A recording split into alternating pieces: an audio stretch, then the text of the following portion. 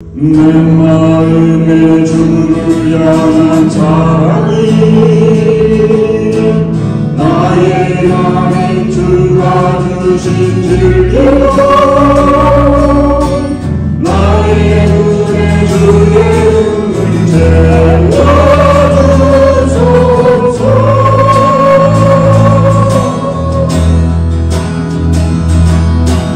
내 입술의 찬양의 강기가 두 손에는 주를 닮은 성경이 나의 삶에 주의 음성 남게 하소서.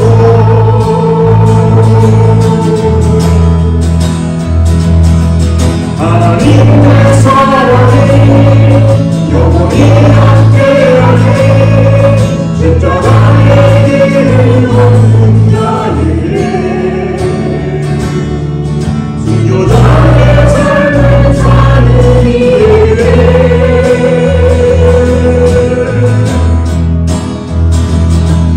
수많은 소리와 세상 영역 속에서 주의 순결한 신부가 되리라. 내 생명 주께 드리리. Heavenly Father, we bow our heads in prayer. We celebrate your love in this season of Lent. In our darkness, you are the light. In our despair, you are the hope. In our loss, you are the victory. In our death, you are the everlasting life. Heavenly Father, in this season of Lent, invite us to a deeper understanding of your word. Father, allow us a deeper relationship with Christ, who will suffer and die for my sins. Father, grant us a deeper faith through the Holy Spirit, that we may believe without seeing, that we may hear the voice of our shepherd calling. We praise Christ, who is our Lord and Savior. We see just how imperfect this world is. We see the confusion in this country. Father, we see the struggles of our church, and we see our own sins, our weakness, and our closed hearts. Father, we need Christ in this world. We need Christ in this nation. We need for Christ to come into this church. And Father, we need Christ in our life. Christ says, I am the way, I am the salvation, I am the life. We invite Christ here and now. We accept him into our hearts. We accept him as our Savior, and we praise his name. Father, we come as we are. We come with our sins, our illnesses, our failures. Father, we ask that you make us whole, that you will forgive us for our sins, show us your mercy, and accept us in your love. We pray that you will bless us in our needs, that you will bring us your abundance in our life, and grant us your peace in the midst of the storms in our life. Father, we pray for this church. We pray that you will make this church a place of blessing, that all who come here will receive your peace. We pray that you will use this church to speak to this community, just as you worked through Paul and Peter, that many will come to know Christ. We pray that this church will continue to grow roots in this community and become a strong church, that we can weather the storms and the dry times and all the trials that will test it.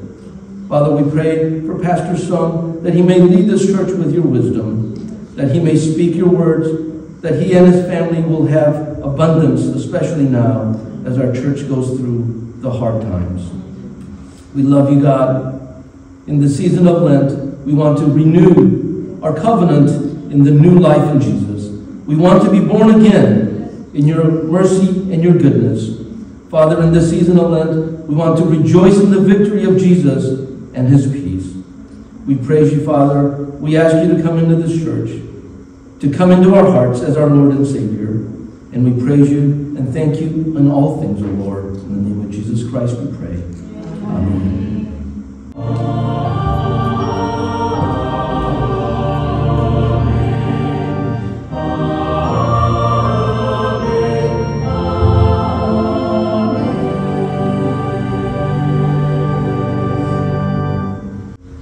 몇 가지 교회 소식 알려드리겠습니다. 사순절 세 번째 주일을 맞이해서 새벽 기도와 묵상 사역이 계속 분배되고 있습니다. 여러분 각자 신앙의 여정 가운데 믿음의 삶을 다시 한번 점검하고 새로워지는 기회를 삼아 주시기를 바랍니다. 그 다음에 오늘 이블리오 그룹 활동도 오늘 이번 주만 쉬겠습니다. 양희성 목사님과 최명숙 집사님의 자녀 애니가 입원하였다가 그 로즈빌 그 카이저 퍼머넨트 메디컬 센터 이머전시로 들어가서 입원했다가 이틀 지나고 어제 오후에 퇴원을 하였습니다. 감사한 일입니다. 누모니아 폐렴 증세가 있어서 입원하였는데 잘 회복이 되어서 퇴원하게 되었습니다. 감사한 일입니다.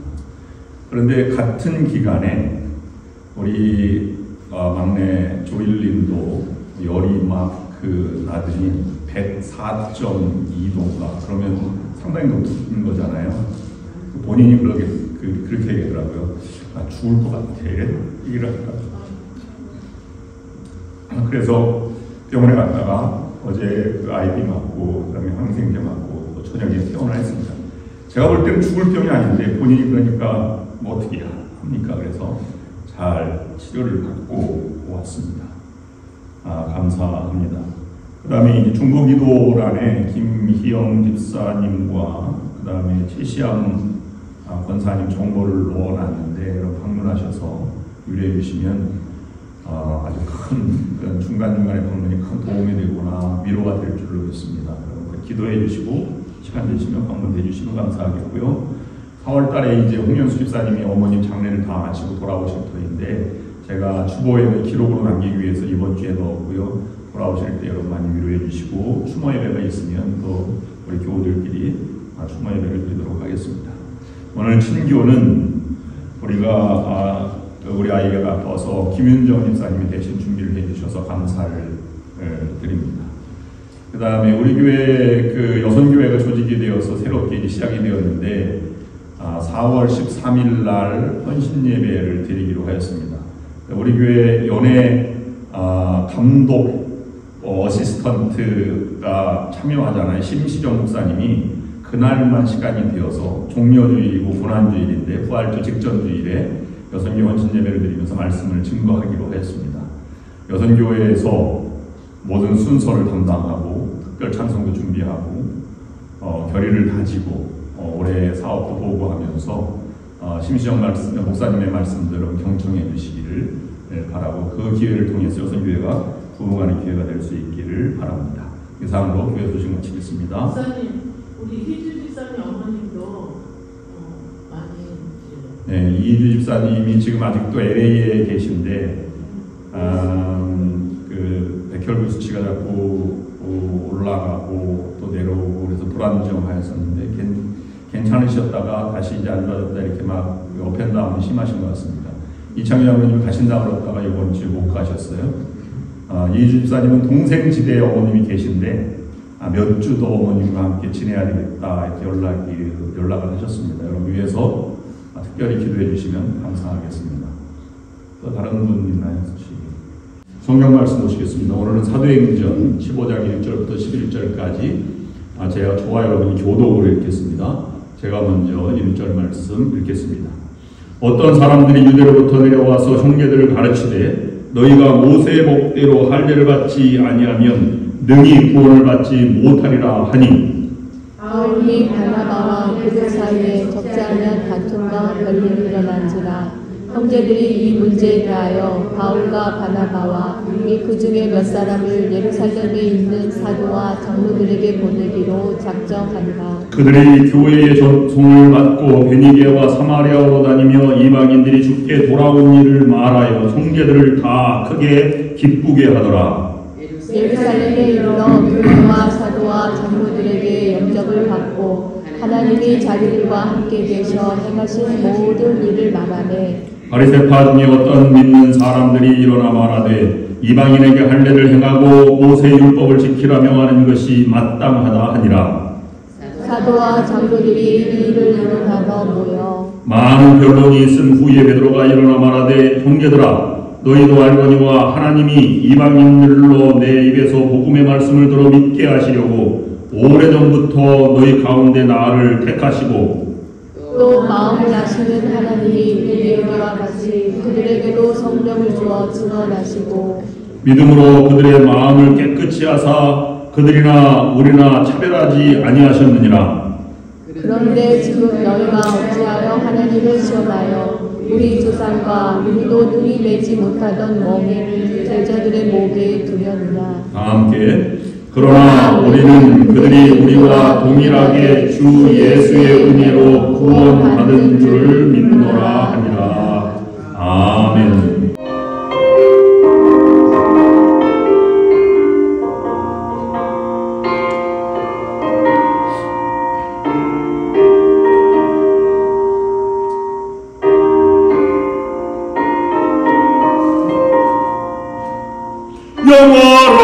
영화로운 주 예수의 십자가를 생각하며 세상 북이 모든 영화부터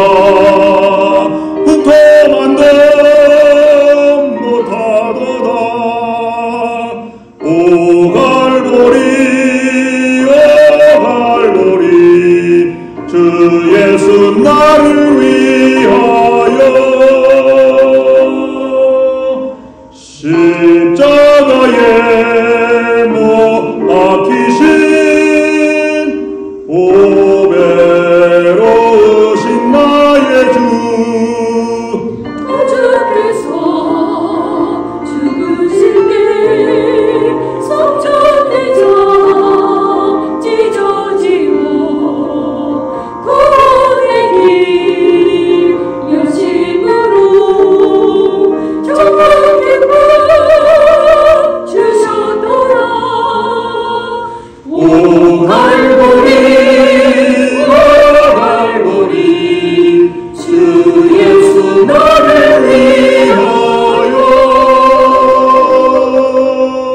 십자가에 못 박히신 오베로우신 나의 주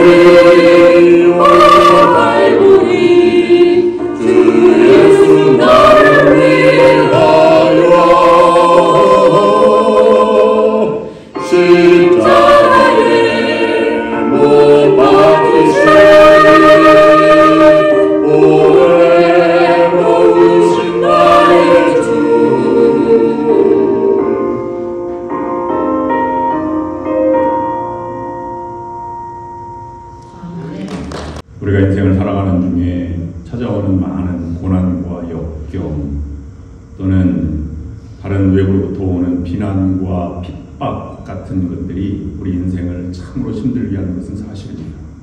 그것 때문에 우리가 절망과 좌절을 겪기도 하고 또 넘어지고 실족하기도 합니다. 그런데 그에 못지않게 우리 서로 인간관계 속에서 일어나는 갈등도 우리를 어렵게 만드는 것 중에 하나입니다. 갈등이 넘어서서 논쟁이 되고 논쟁이 싸움이 되어서 때로는 인사도 받지 않고 적대감으로 살아가는 경우가 많이 있고 또 서먹한 인생들을 계속 지속해 나가는 것도 참으로 어려운 또 다른 인생을 괴롭게 하는 문제들입니다. 인간관계의 어려움들은 다른 고난과 역경과 다르게 지위 고하를 막론하고 동일하게 찾아오고 동일하게 가지고 있다는 사실이 우리의 공통점입니다. 지위가 높거나 낮거나 부하거나 가난하거나 아니면 착하거나 아니면 그렇지 않거나 하는 모든 사람들이 인간관계의 어려움을 겪어나가고 지금도 겪어나가고 있습니다. 그런 경우에서 보면 초대교회는 지금까지 1차 전도여행을 통해서 이고니온과 루스드라에서 돌에 맞아 죽을 고비도 넘기고 유대인들이 예루살렘으로부터 와서 바울 일행을 죽이려고 했던 그런 모습들을 다 겪어나가서 다시 안디옥 교회로 돌아와서 선교 보고를 마치게 되었습니다. 공격과 비난과 논쟁과 싸움을 다 이겨나가게 되었습니다. 그리고 나서 안디옥교회 선교 보고를 한 다음에 지금까지 후원해 주신 분들과 함께 교제를 나누고 쉼의 시간을 갖고 이제 2차 전도여행을 가게 되었습니다. 그런데 문제가 두 가지가 생겼습니다. 하나는 쉬는 가운데 쉼이 무엇인가 하는 것을 묵상해 보고 또 한 가지는 그 가운데 외부적 박해와 어려움, 역경과 고난을 이겨나갔더니 내부적인 싸움이 시작되었다고 하는 것이 오늘 본문 15장에 나와 있는 말씀입니다. 먼저 이 쉬는 것과 갈등을 극복했기 때문에 2차 전도여행을 성공적으로 출발하게 된 계기가 되었습니다. 오늘 이 사도행전 15장에 있는 말씀은 예루살렘 공의회라는 이름으로 이방 선교의 정책을 정식적으로 인준하고 출발한, 그래서 1차 전도여행은 시험적인 전도여행이었다면 2차 전도여행은 예루살렘 교회와 초대교회가 승인한 이방 선교의 최초의 출발점이 된 아주 역사적인 기록이고, 예루살렘 공의회는 신학자들은 시나드, 종교회의라고 얘기하지만 그것은 한 교회의 임원들이 모여서 한 최초의 임원회의라고 볼 수 있는데, 그것을 극복하고 내부를 극복하고 외부로 나아가는 아주 결정적인 순간, 가장 중요한 회의를 열고 그 결과대로 초대교회가 움직인 것을 우리에게 말씀해주고 있는 본문입니다. 먼저 우리가 쉰다는 의미를 생각해 보게 됩니다. 쉰다는 것은 그냥 가만히 아무것도 하지 않는 것이 아닙니다. 안식일을 지키고 또 안식일에 예배를 드리고 또 여러 가지 하는 선을 행하는 것과 마찬가지로 쉰다는 것은 세 가지 차원의 쉼이 있습니다. 그것을 우리는 쉰다 이렇게 얘기하는 것입니다. 이것을 우리의 삶에 적용해 보면 주일날 우리가 예배를 드리고 그 다음에 명절, 연휴나 추석과 아니면 땡스기빙 데이 때는 가족들이 먼 거리를 여행해서 함께 연휴를 맞이해서 음식을 만들고 함께 지내죠. 또 한 가지는 우리가 1년에 한 번씩은 참 작정해서 계획을 해서 5박 6일이나 3박 4일이나 이렇게 멀리 지역에 가서 호텔을 잡거나 리조트를 가거나 텐트를 치거나 여행을 해서 휴가를 다녀옵니다. 들로산으로 여행을 다녀옵니다. 이 모든 것을 쉰다라고 표현합니다. 이걸 제가 다른 말로 표현을 바꿔서 말씀을 드리면, 첫 번째로 쉰다는 것은 아무것도 하지 않는 것이 아니라 다른 창조된 것, 선한 것, 아름다움으로 채워져 가는 것을 사람들은 쉰다고 말을 합니다. 그래서 쉬러 우리는 들로 산으로 가는 것입니다. 잠시 세상의 일을 잊고 신선한 창조의 세계의 아름다움으로 채워지기 때문에 우리는 그곳에 갔다 와서 신선함으로 새롭게 시작을 한다고 해서 우리는 쉬러 갔다 왔다 이렇게 표현합니다. 두 번째로 우리가 연휴 때 가족을 만나는 것도 쉰다고 얘기하는데, 사실은 주부들은 더 큰 고통이며 운전하는 사람은 더 큰 고통이며 거기서 할 일이 얼마나 많이 있습니까? 그런데 가족들과 함께 친구들과 함께 친교를 하고 교제하는 것을 쉰다고 말합니다. 왜 그러냐면 그것은 선한 것으로 채워지기보다는 사랑으로 채워져서 우리가 혼자가 아니구나, 우리는 함께 동료의식이 있구나, 친구가 있구나, 함께 예배를 드리고 함께 가족이구나 라고 하는 동료의식이 생기기 때문에 쉼이 생긴다고 해서 그걸 사랑으로 채워진다고 해서 우리는 쉰다 라고 표현하는 것입니다. 세 번째로 예배를 드리는 것이 쉼입니다. 왜냐하면 예배를 드리고 성도의 교제를 나누고 친교를 나누는 것이 최고의 쉼입니다. 왜냐하면 그곳에 영혼의 새로운 신선함, 인생의 목적을 새롭게 만들고 내 정체성을 갈고 닦고 하나님의 사랑 안에 내가 새로운 출발, 거친 세상을 향해서 한 주간을 또 출발할 수 있게 되니까 그것을 우리는 쉰다, 안식한다, 이렇게 성서적 용어로 표현하고 있는 것입니다. 우리는 주일날 예배드리지만 그런 개념이 함께 들어와 있는 것입니다. 잠시 쉬고 있어서 새로운 2차 전도여행을 준비하는 그들에게 예루살렘 공연 회의만 다 끝나면 증명해주고 이방인 선교가 성공적으로 됐다고 하는 것을, 그리고 할례를 받지 않아도 구원받을 수 있다, 이방인 선교가 할례를 받지 않아도 된다라고 하는 것이 결정하는 것을 기다리는 사도 바울과 바나바 입장에서 기다리고 있던 그들에게 내분이 일어난 것을 본문은 증거하고 있습니다. 1절 말씀 보면 이렇게 기록하고 있습니다. 어떤 사람들이 유대로부터 내려와서 형제들을 가르치되 너희가 모세의 법대로 할례를 받지 아니하면 너희에게 구원을 받지 못하리라, 이렇게 얘기했다고 하는 것입니다. 1차 전도여행 때 예루살렘에서 온 사람들이 바울과 바나바 일행을 죽이려고 온 사람, 유대인들 뿐만 아니라 내적으로 예루살렘 유대교로부터 개종한 사람들이 기독교를 보호해야 되겠다라고 해서 할례가 흐트러지면 안 되겠다, 우리의 선한 구원의 증표인 할례를 무시하는 저 사람들과 함께 논쟁에서 우리가 할례를 전파해야 되겠다, 유대의 전통을 지켜야 되겠다라고 하는 사람들이 동시에 왔다고 하는 것입니다. 그래서 모세의 법대로 할례를 받지 않으면 구원을 얻지 못한다고 가르치고 있는 것입니다. 이것 때문에 이 안디옥 교회에서 그들을 추려서 예루살렘 교회로 보냈는데, 예루살렘 교회가 이렇게 하다 보니까 찬반 양론이 일어나서 갈등과 다툼과 변론이 생기게 되었다고 본문은 기록하고 있습니다. 그것을 2절 말씀에서 기록하고 있는 말씀은 이렇게 기록합니다. 바울 및 바나바와 그들 사이에 적지 아니한 다툼과 변론이 일어난지라 형제들이 이 문제에 대하여 바울과 바나바와 및 그 중에 몇 사람을 예루살렘에 있는 사도와 장로들에게 보내기로 작정하니, 안디옥 교회에서 먼저 분쟁이 일어났고 예루살렘에서 똑같은 분쟁이 반복되는데 여기는 안디옥 교회 얘기를 지금 하고 있는 것입니다. 그래서 그들은 스스로 해결할 수 없으니 그들은 예루살렘 교회로 보내려고 하였습니다. 그런데 지금까지 결과를 보면 바나바는 착한 사람이요 성령이 충만한 사람이라 그가 바울을, 살인자 박해하던 바울을 데리고 와서 이 사람이 담임 목사이니 이 사람에게 안수하여 우리가 담임 목사로 세웁시다, 그리고 선교사로 동시에 안수받고 나아갈 정도로 바나바의 역량이 있었다면 이 문제도 해결될 수 있으리라고 생각을 합니다. 그만큼 충분한 지도력이 있었고 바울도 그곳에서 목회하는 동안 여러 가지 사역도 있고 바울이 전도할 때 모든 사람들이 다 감동을 하였고 설교할 때 감동을 하였다고 하는 것을 보면 그들이 해결할 수 있는 지도력은 충분히 갖고 있었습니다.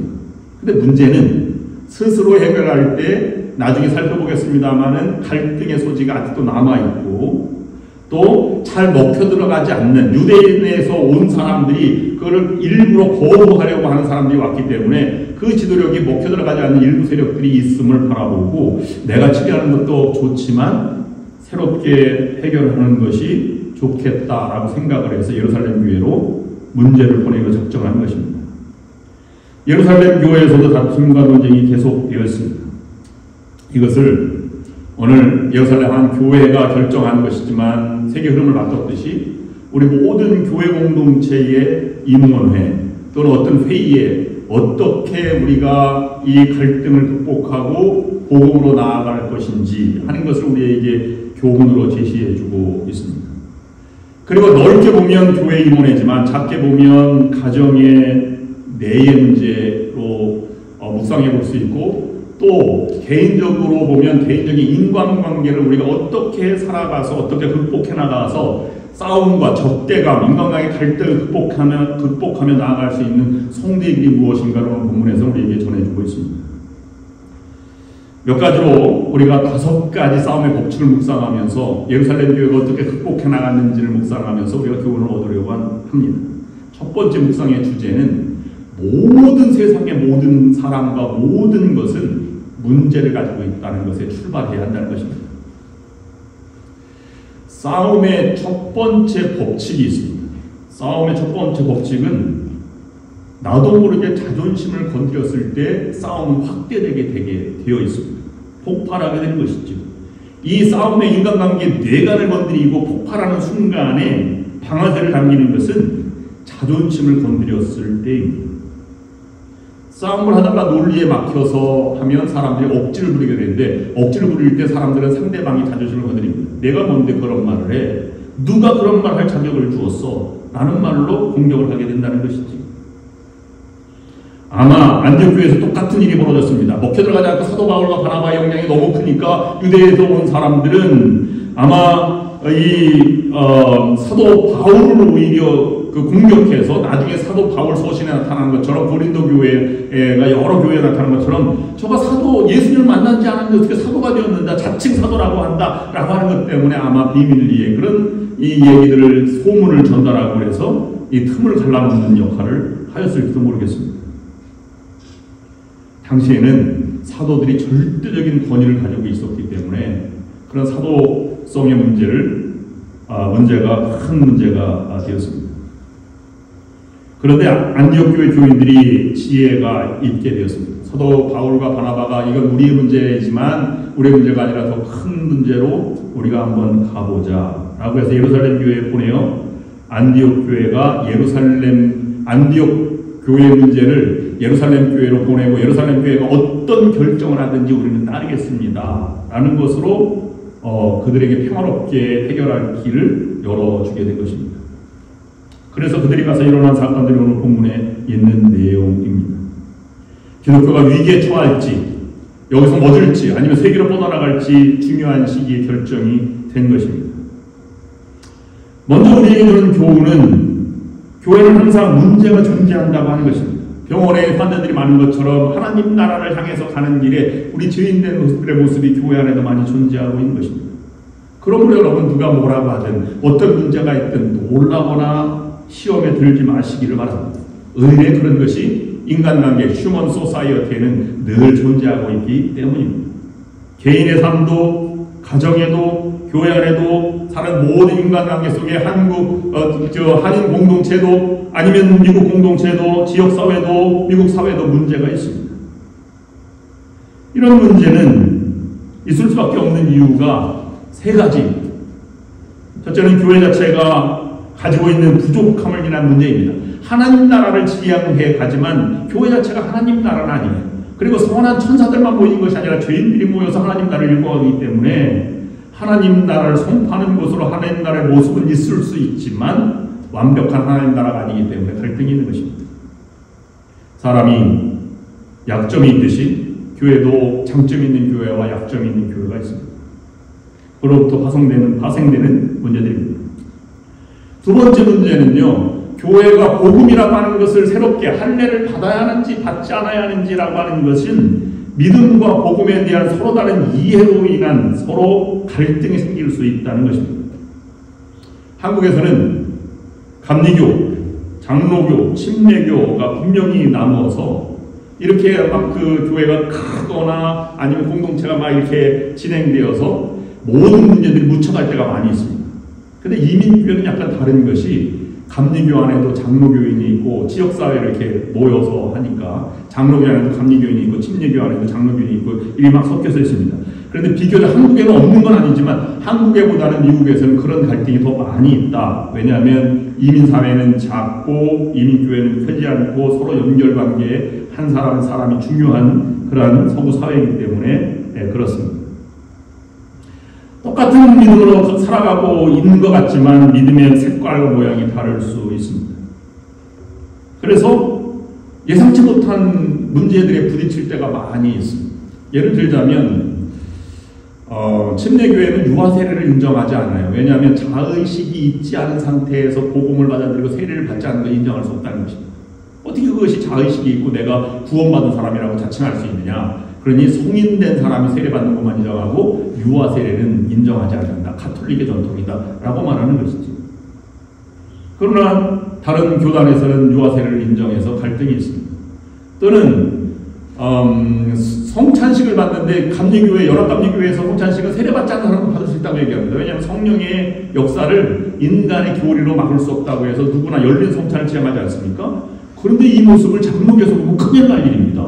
왜냐하면 성찬을 받는데 세례받지 않는 사람이 성찬을 받는 게 말이 됩니까? 이런 갈등이 있을 수 있다는 것이지요. 그런데 그것 때문에 싸움이 될 수도 있고 다양성을 인정할 수도 있는 것입니다. 그래서 성경은 거기에 따라서 갈등이 될 수도 있고 더 넓게 나갈 수도 있는 길이 열린다라고 볼 수 있는 것입니다. 세 번째, 교회가 어지럽게 되는 이유는, 갈등이 되는 이유는 악한 영들 때문에 그렇습니다. 성장하지 못하게 하고 하나가 되지 못하게 하는 이 공중자부 권세들이 분명하게 존재합니다. 그걸 인식하면 우리가 이겨나갈 수 있고 하나가 될 수 있고 큰 환란도 극복해 나갈 수 있게 된 것입니다. 교회 자체가 약한 죄인들의 모임이나 믿음의 다른 서로 두 번째 문제를 다루는 방법이 달라야 합니다. 첫 번째 문제는 교회 자체의 부족한 점으로 인한 문제들은 누구 때문이라고 책임을 묻지 않고 서로 협력하여 연약한 사람들끼리 채워나가면 해결될 수 있을 것입니다. 서두르지 않고 불평하지 않고 기다림에 인내하며 부족한 점을 개선해 나가도록 우리가 제도나 이런 법령이나 아니면 원칙을 정해서 이렇게 나가면 될 것입니다. 그런데 두 번째 문제는 협력해서 해결될 문제가 아닙니다. 교리의 문제이기 때문에 첨예합니다. 그래서 이 두 번째 문제가 닥쳤을 때는 서로 이거 우리가 화해하자. 우리 너도 맞고 나도 맞다. 이렇게 얘기하면 안 됩니다.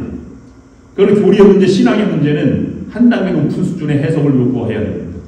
그래서 이 안디옥 교회는 이런 문제가 있기 때문에 예루살렘 교회 사도들의 회의로 이걸 붙인 것이고요. 교회 똑같은 문제가 있으면 연합감리교회는 우리끼리 해결할 문제가 아니라 이것은 연회 감리사나 감독에게 보내서 이 문제가 어떻게 처리되어야 할지를 반드시 문의하게 되어 있고 감독실에서는 이것을 연회에서 조사위원이 나와서 이걸 조사해서 해결하도록 되어 있습니다.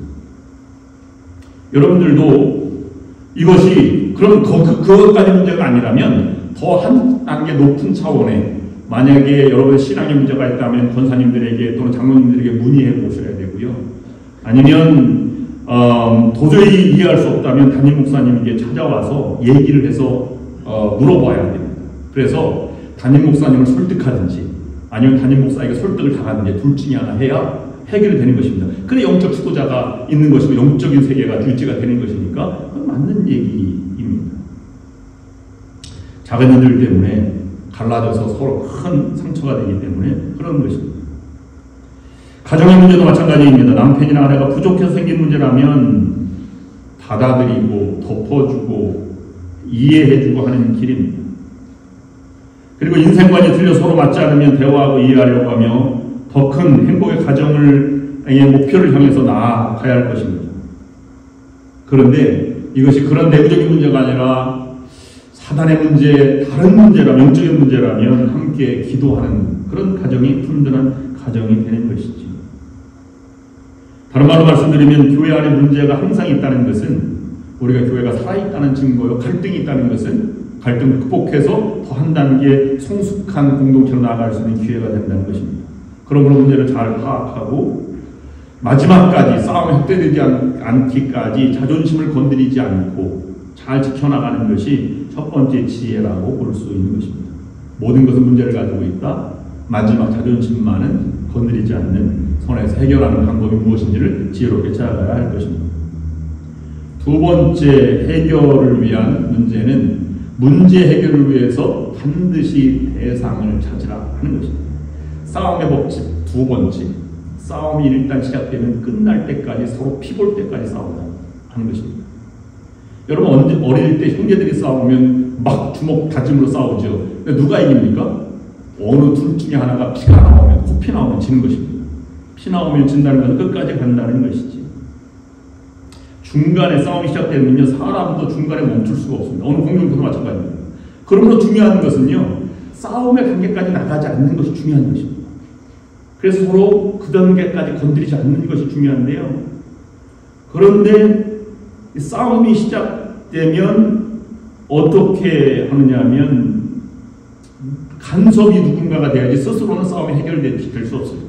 아이들이 싸우면 부모가 너희들 일로 와라 앉혀놓고 왜 잘못했는지 이렇게 훈계를 듣고 간섭이 있을 때 아이들이 싸움이 멈추듯이 우리도 싸우면 누가 중재자가 필요한데 나보다 영적인 능력이 뛰어나고 이 지도력이 있고 이런 사람들에 의해서 싸움이 중재되고 그걸 받아들일 수 있어야 건강한 공동체입니다. 제가 중남부 연합회 회장 때 그 연합회 회장을 이끌어갈 때면 많은 100여 명의 사람들이 이제 목사들 내외가 이렇게 쭉 부부들이 오잖아요, 가족이. 그러니까 얼마나 다양성이 있는지 모릅니다. 그래서 어떤 사람들은 부모와 형제들이 왔는데 연합회 활동을 같이 여행을 같이 하는 거예요. 그러면 자기 가족만 등록을 하고 다른 가족이 오는 것을 등록받지 않고 하니까 막 억울하다는 거, 임원들이 막. 그래서 저 사람들은 왜 돈을 우리가 내야 됩니까? 뭐 입장료라든지 식사라든지 그런 거 막 불평하는. 그래서 내가 이 회장으로서 아니 지금 얘기해서 그게 해결이 되겠느냐? 지금 우리가 다 품어서 우리가 힘들지만 다 받아들이고 돈 받지 말고 그냥 지내자. 여러분 불평함을 하지 마십시오. 임원들은 포섭하고 포용하는 것이지 어려움을 나타내서 해결될 일이 아닙니다. 갈등만 더 큽니다. 이번에는 그냥 넘어가고 내년을 위해서 계획을 세웁시다. 그래서 내년에 세웠어요. 그래서 일단 추가로 오는 사람들은 자기 비용을 자기가 다 되도록 제도를 만들고 그래도 온다면 그걸 우리가 받아주는 거지. 그걸 받아주지 않는 일이 뭐가 있겠습니까? 그 다음에 누가 왔느냐면 우리 부모님이 오셨어요. 그 피해는 내가 다 담당하게 되었습니다. 그래도 원칙이 중요한 것입니다. 그만큼 싸우지 않는 그런 것이 중요한 것입니다. 여러분 아프면 의사, 병원을 찾아가듯이 우리가 영적으로 갈등이 있으면 반드시 누군가의 도움을 필요로 합니다. 그래서 목회자가 필요한 것이고 영적인 지도자 장로님들이 이 중심을 잡아주는 것이 아주 중요한 것이다. 이렇게 볼 수 있습니다. 세상에서도 대법원, 고등법원 이렇게 있는 것과 마찬가지라 볼 수 있습니다. 그런데 문제가 해결되지 않으면 둘 중에 하나를 선택하게 됩니다. 문제가 해결될 때까지 기다리든지 아니면 가슴에 품고 살아가든지 계속 철처지고 원수가 되는 것이 바로 그것입니다. 교회가 하나 되었다면 다툴거리, 논쟁거리가 없는 것이 아니라 그것을 표면적으로 나아가서 해결할 수 있는 길로 나아가는 것이 중요한 것입니다. 왜냐하면 반드시 자기 입장이 있고 해결 방법이 있기 때문입니다. 할례 문제도 동일한 것입니다. 내부적으로 해결이 되지 않으니까 다툼과 변론이 계속되어서 상처와 분열이 생길 위치에 있었습니다. 그래서 그들이 결정한 것은 우리가 예루살렘 교회에 보내서 사도들이 결정하도록 하자. 그 결정에 우리가 전적으로 따르기로 하자. 이렇게 합의를 한 것이 오늘 본문의 내용입니다. 세 번째 중요한 것은 가장 중요한 것은 복음을 증거하라 하는 것입니다. 뒤끝을 남기지 마라 하는 것이 오늘의 세 번째 교훈입니다. 싸움의 법칙 세 번째, 싸움의 원리인데요. 싸움이 끝나도 싸움은 반드시 상처가 남고 내적인 외적인 갈등, 뒤끝이 남게 되어 있습니다. 그래서 싸움은 조심해야 하는 것입니다. 서로 화해하기는커녕 문제를 해결하는 권위도 받아들이지 않습니다. 부부싸움을 하면 막 싸우다가 말이죠. 문을 닫고 집을 나가요? 그러지 않죠. 어디로 갑니까? 아내는 부엌으로 가서 설거지를 막 하잖아요. 남편은 일도 없는데 밖에 나가서 괜히 잔디깎기를 막 켜는가 막 이렇게 하잖아요. 자기 일터로 가는 거죠. 직장으로 가든지. 왜 그러냐면 싸움이 날수록 뒤끝이 없애기 위해서 본래의 정신으로 돌아가는 것이 중요한 것이다 하는 것입니다. 여기 보면 하던 일을 계속하는 것이 무엇이죠? 신앙인들이 섬김, 사랑, 선교, 봉사, 의무 이 사역을 계속하는 것인데 사도 바울 일행이 3절 말씀을 보면 이것을 우리에게 전해주고 있습니다. 이 말씀 가운데 보면 그들이 교회의 전성을 받고 베니게와 사마리아로 다니며 이방인들이 죽게 돌아온 일을 말하여 형제들을 다 크게 기쁘게 하더라. 이 사도행전 15장 3절 말씀에서 그들은 예루살렘으로 가는데 예루살렘으로 바로 가지 않았어요. 중간에 베니게 지역으로 견들이 빠졌고요. 사마리아 지역으로, 옛날에는 사마리아 지역을 유대인들은 통과도 하지 않았는데 그 지역으로 다니면서 이방인들이 죽게 돌아왔습니다. 그들이 구원을 받게 되었습니다. 라고 해서 그들이 크게 기뻐하였다는 것입니다. 왜냐하면 사마리아 지역도 이방 지역이고 베니게 지역도 이방 지역이기 때문에 그들에게 복음을 증거한 것입니다. 왜 그들이 그랬습니까? 예루살렘으로 갔기 이 중대한 문제인데 이것만 해결되면 되는데 그래서 아무 눈치도 안 보고 이 봉인된 이 편지를 가지고 예루살렘계로 갈 법도 한데 그들은 가서 복음을 증거했다는 것은 무엇이죠? 자기가 하던 일에 최선을 다하고 본래에 하던 사역으로 갔다고 하는 것을 우리에게 증거해 주고 있는 것입니다. 우리에게도 주어진 일 이런 것을 최선을 다해서 하는 것이 해결의 길입니다. 그래서 교회는 갈등이 있어도 복음을 증거하고 그리고 나가 선교하고 헌신하고 찬양하고 예배드리는 일을 최우선으로 생각해야 되는 것이 바로 그것입니다. 싸운다고 해결되는 것이 아니고 떠난다고 해결되는 것이 아닙니다. 그 갈등 때문에 더 큰 교회의 든든한 모습으로 나아갈 수 있게 되는 것입니다. 그런 것을 보면 지금 그들에게 주어진 일은 예루살렘 교회에 가서 안디옥 교회 문제가 된 그 할례 문제를 해결해야만 했는데 그래도 불구하고 하나님의 은혜를 증거한다고 하는 것은 아무리 급한 일이 있어도 우리의 본분을 잃지 말자 하는 것입니다. 여러분 아무리 속상하고 속상하고 힘들어도 교회에 와서 기도하고 예배드리는 데 소홀히 하면 안 된다고 하는 것을 우리가 성숙도로 바라볼 수 있어야 하는 것입니다. 중요한 일이지만 즉시 실행해야 할 일이 있고 중요한 일이지만 때를 기다렸다가 하는 일이 있습니다. 여러분 결혼만 해도 결혼을 가장 빨리 하면 20대 초반에 하고 늦게 하면 30대 중반 정도에 하지 않습니까? 그것도 일반적으로요. 그렇지 않은 경우도 물론 있지만 그런데 너무 급하다고 고등학교 졸업하자마자 결혼하면 이것이 좋다 이렇게 보는 경우가 많지 않습니다. 그러니까 성숙한 다음에 지금 해야 할 것이 있고 1년 뒤에 아니면 20대 30대 때 해야 할 일이 따로 있는 것입니다. 그들은 문제의 답을 이미 알고 있었습니다. 할례의 문제가 아니라 복음을 통한 구원의 문제가 본래의 문제임을 그들은 알았고 그것을 소홀히 하지 않았다라고 하는 것입니다. 내가 무엇을 하든지 어느 상황 속에 있든지 내 본분을 잃어버리면 그것은 싸움의 선장에 들어가서 아무 해결점도 없는 상처만 남는 길로 가게 되는 것입니다. 그러므로 복음 증거는요, 어떤 결정 이런 것도 중요하지만 그것보다 더 윤리적인 문제, 도덕적인 문제가 아니라 생명의 문제를 다루고 있음을 인식할 때만 그 본래의 문제, 본래의 곳으로 돌아갈 수 있게 됩니다. 네 번째로는요, 형제는 형제다 하는 것입니다. Brothers and sisters in Christ 이렇게 감독이 편지를 쓸 때 쓰거나 아니면 감리사가 할 때 이렇게 이야기하는 것을 볼 수 있습니다. 싸움이 더 커지지 않기 위해서 서로 다름을 인정하는 것이 중요한 것인데요. 싸움의 법칙 네 번째, 다름을 과감하게 인정할수록 큰 사람이고 싸움에서 승리한 사람이 되는 것입니다. 다름을 인정하면 싸우고 나서도 화해가 됩니다. 그러면 이긴 사람입니다. 그들도 나쁜 죄가 아니라면 받아들이고 용납하고 그들의 형편을 들어서 해주는 것도 옳은 일입니다.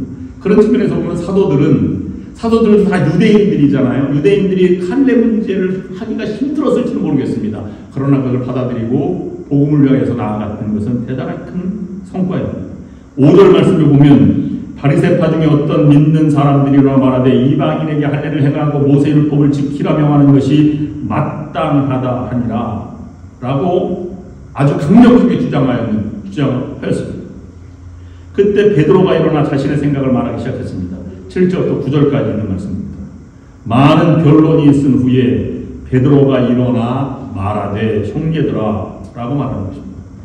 여기에서 베드로의 이 리더십이 아주 중요하다고 볼 수 있는데요. 수시간 동안 토론이 몇 날 며칠 됐는지는 본문에 나와 있지 않지만 많은 변론 찬반 양론이 있었습니다. 그럼에도 불구하고 베드로가 일어나 너희 저 그리스도야 아니면 이 사탄아 물러가라 이렇게 얘기하지 않고 형제들아 얘기했다는 것은 대단히 큰 한점입니다. 그들은 우리는 이미 복음의 하나가 아니냐라는 전제를 들고 들어가게 된 것입니다. 우리는 생각만 조금 달라도 남남이라고 생각하고 서먹해지는 경우가 많이 있습니다. 그래서 원수로 생각해서 어리석은 인생을 살아가는 경우도 있습니다. 다르기 때문에 우리가 더 다양성을 인정할 수 있는 것이 아름답다고, 그래야 형제고 그래야 자매고 그래야 교회이다 라고 우리는 머릿속에 인정하지만 내 가슴속에 인정하지 않는 경우가 있습니다. 베드로의 마음은 가슴으로 인정해 보십시오. 다른 사람이 어떻게 보이는지 한번 보시길 바랍니다. 그리고 여러분 그 마음을 포기하지 마시고 용기를 내서 사랑의 모습으로 나아갈 수 있기를 바랍니다. 당신이 옳습니다. 당신도 옳습니다. 싸움을 끝내는 길이 5번째입니다. 복음은 복음이다. 복음의 일치를 보여라 라고 하는 것입니다. 싸움을 끝내는 법, 복음의 일치를 보이는 것입니다. 싸움이나 논쟁이 시작되면 내가 틀렸다 맞았다 옳고 그름의 문제로 나아가게 됩니다. 그래서 틀렸음을 주장하며 다툼과 논쟁이 변론이 시작됩니다. 그런데 일치점이 반드시 있습니다. 그 일치점을 향해서 나아가는 것인데요. 오늘 예루살렘 교회와 안디옥 교회의 문제의 일치점은 복음이어야 한다는 것을 그들이 말하고 있는 것입니다. 사도들뿐만 아니라 유대인 기독교인들은 복음을 위하여 목숨과도 같은 할례를 버리는 기회가 됐습니다. 복음이 중요하면 전통도 내 가지고 있는 모든 지식도 버릴 수 있도록 성숙한 단계가 예루살렘 교회가 되었다는 것입니다. 유대인들이 할례를 버렸다는 것은 목숨을 버리는 것과 같은 의미입니다. 그래서 우리가 예수 그리스도가 십자가에 달려 돌아가심으로 새 생명을 얻은 것처럼 우리가 죽는 것이 새 생명을 찾는 것처럼 지면서 이기는 것처럼 십자가에 부활에 이기는 것처럼 유대인 기독교인들이 할례를 버리는 것은 이러한 길을 복음을 위해서 걸어갔다라고 하는 것입니다. 사도 바울은 이 문제를 다르게 해석했는데 나는 복음을 위하여 내 자신의 모든 삶을 배설물처럼 버렸노라 라고 기록하고 있습니다. 교회를 위한 싸움이 교회를 분열하게 만들고 교회를 해체하게 만들고 떠나게 만드는 것이 잘못됐다고 말하는 것입니다. 예수님은 오히려 갈라진 틈을 메우고 막힌 담을 허시려고 십자가에 죽으셨는데 우리는 반대 길을 걸어가서는 안 된다고 하는 것입니다. 그래서 사도행전 15장 8절 9절 말씀 보면 또 마음을 하시는 하나님이 우리에게와 그들에게도 성령을 주어 증언하시고 믿음으로 그들의 마음을 깨끗하게 하사 그들이나 우리나 차별하지 아니하셨느니라. 할례 문제가 심각했지만 초대교회는 성령의 역사로 할례를 받아들이고 할례를 하지 않아도 된다는 것을 수용하고 복음으로 일치하여 나아가도록 되게 되었습니다. 그래서 오늘 마지막 11절 말씀에는 그러나 우리는 그들이 우리와 동일하게 주 예수의 은혜로 구원받은 줄 믿노라 하니라. 유대인들이 이방인들도 동일하게 구원받는 존재로 우리가 믿는다 라고 선언하게 된 것입니다. 불쾌한 마음이 들을 수도 있는데 그렇지 않았다는 것을 해결한 것을 보면 자신이 받고 전한 복음에 관한 진리를 분명하게 인식하였습니다. 베드로의 이 말은 4가지 의미를 우리에게 분명히 전해주고 있는데요. 첫째는 하나님께서 이방인에게도 성령을 주셨다. 둘째, 이방인들도 복음을 믿음으로 받아들이면 하나님께서 그들을 정결케 해주신다. 세 번째, 하나님께서 구원받은 유대인들과 이방인들을 다르게 대하지 않으신다. 구원은 누구에게든지 예수 그리스도의 은혜로 얻어지는 것이지 할례로 얻어지는 것이 아니다 라는 것을 분명하게 선언하였고, 이것이 초대교회에 큰 반향을 일으켜서 모든 지역에 복음이 증거될 때 아주 강물과 같이 은혜의 물결처럼 퍼져나가게 되는 근거가 되게 되는 것입니다. 복음의 말씀을 듣고 믿으면 누구든지 구원을 받는다. 그런데 복음을 듣고 믿게 하는 것은 오직 성령의 역사이다 라고 말씀하고 있는 것입니다. 우리가 구원을 받는데 전제 조건이 있어서 안 됩니다. 초대교회는 이것 때문에 예수 믿자마자 간수가 세례를 받고 루디아도 세례를 받고 온 집안이 구원받았다고 하는 것이 너무나 많이 나옵니다. 당신은 좀 있어야 돼. 이런 말로 우리가 해서는 안 되는 것입니다. 제사를 걷어들이고 행실이 바르면 구원받은 사람이야. 이렇게 우리가 얘기할 수는 있으나 그것이 올바른 방법은 아닙니다. 구원의 길은 모든 사상과 간섭과 철학과 문화를 뛰어넘어서 복음은 복음 그대로인데 그 복음의 역사, 성령 역사를 우리가 기대한다면 그것은 자본주의나 공산주의나 어떤 단체에서나 부한나라나 가난한 나라에서나 약한 자에게나 선한 자에게나 복음은 똑같은 복음의 내용이 전제되어야 하는 것입니다. 그러면 그렇지 않는다면 이 복음은 어떤 사상이거나 철학이나 문화의 중에 하나일 것입니다. 초대교육을 뚫고 나가게 되었습니다. 결론적으로 말씀드립니다. 로마서 14장 23절 말씀이 이렇게 말씀하고 있습니다. 의심하고 먹는 자는 정죄되었나니 이는 믿음을 따라하지 아니하였기 때문이라. 믿음을 따라하지 아니한 것은 다 죄니라 라고 말하고 있습니다. 믿기만 하면 구원을 받는다는 것이 얼마나 감격스러운 건지를 사도 바울이 이 로마에 있는 교인들에게 보낸 편지 가운데 전하고 있는 것입니다. 오늘 우리는 베드로가 당당한 증거를 하는 모습을 우리가 보았습니다. 복음을 지키려는 그의 단호한 자세를 보았습니다. 그러므로 우리도 베드로처럼 마음을 갖고 베드로처럼 살고 베드로처럼 말할 수 있어야 할 것입니다. 복음으로 우리들의 구원을 받았은 이제는 그 복음을 우리들이 전하며 그 복음을 우리들이 지켜나가야 할 것입니다. 복음으로 이 땅에 전파될 수 있도록 베드로처럼 준비하고 기도하고 성령이 충만한 삶을 살아야 할 것입니다. 그래야 복음이 전파될 것입니다. 그런 예루살렘 초대 교회와 임원회를 통해서 복음이 증거된 것처럼 우리 교회를 통해서 복음이 전쟁과 다툼과 논쟁이 그치고 갈등이 그치고 복음의 세계로 나아가는 좋은 연합하는 교회 여러분들이 될 수 있기를 주님의 이름으로 축원합니다. 전능하신 하나님, 저희들이 주님을 찬양합니다. 저희들로 하여금 살아있는 하나님의 말씀을 듣게 하시고 주님의 사랑하는 자녀들과 교제를 나눌 수 있게 하여 주심을 감사드립니다. 이제 저희들이 가정으로 돌아갈 때 저희들로 하여금 하늘로부터 내려주신 축복을 확신하며 항상 저희들의 삶 속에서 그 축복을 다른 이들과 나누며 살아가게 하옵소서. 가로되 아멘. 찬송과 영광과 지혜와 감사와 존귀와 능력과 힘이 우리 하나님께 세세토록 있을지로다. 아멘. 하나님의 사랑이 영원히 함께하네. 십자가의 길을 걷는 자에게 순교자의 삶을 사는 이에게